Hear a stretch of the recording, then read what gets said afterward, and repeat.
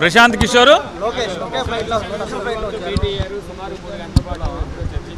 ఎవరు? ప్రశాంత్ కిషోర్ అంటే బీహార్ అతను ఇదివరకు మాకు పనిచేశాడు అన్నారు.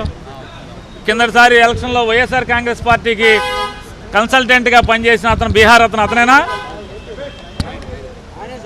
అంటే దీన్ని బట్టి చంద్రబాబు నాయుడు గారికి ఏమాత్రం సిగ్గు శరం మానవ అభిమానం ఏమాత్రం లేవనేది మనకి ఆయన చర్యల ద్వారా అర్థమవుతుంది కదా.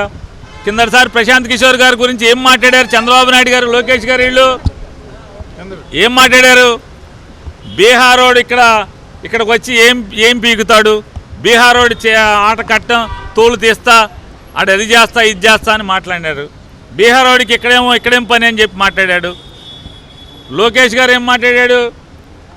మాకెవడు సలహాలు అక్కర్లేదు, మేము ప్రజలు నమ్ముకున్నామని చెప్పి మాట్లాడారు.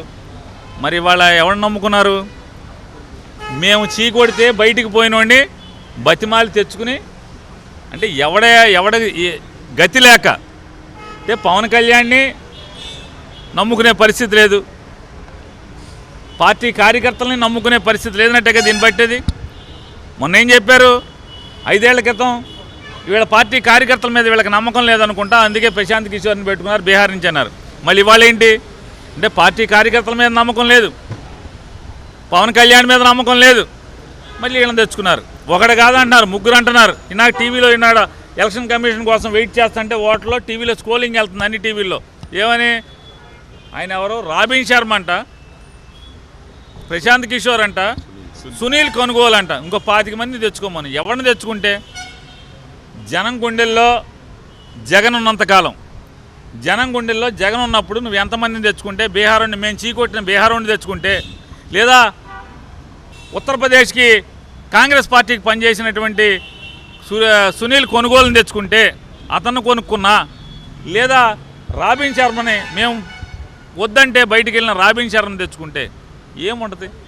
జనం గుండెల్లో జగన్ ఉన్నాడు. నువ్వు ఎన్ని పిల్లి మొక్కలు వేసినా, మేము చీకొట్టి బయటికి దోసినాడు ఎంతమంది తెచ్చుకున్నా, నీ దగ్గర డబ్బు ఉంది, పాపపు సొమ్ము ఉంది కాబట్టి డబ్బులు ఇచ్చి 1కి 10 మంది కన్సల్టెంట్ని పెట్టుకోగలవు, లేదా పొత్తుదారులను తెచ్చుకోగలవు, భాగస్వామ్యాలను తెచ్చుకోగలవు. తప్పితే జనం ఓట్లు తెచ్చుకోవడం అనేది జరగని పని అని చెప్పనేది చంద్రబాబు గారికి హితవు పలుకుతున్నాం.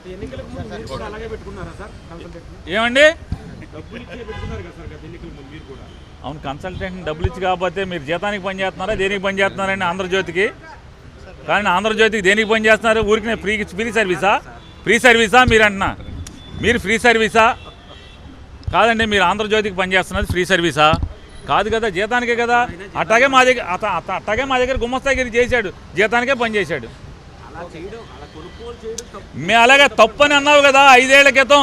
ఈడెవడో బీహారోడిని తెచ్చుకున్నావా, ఆడిని తెచ్చుకున్నావా, ఈయన తెచ్చుకున్నావా అనగా మేము ఒక తందంతే బయటికి వెళ్ళి తెచ్చుకున్నావు. ఇప్పుడు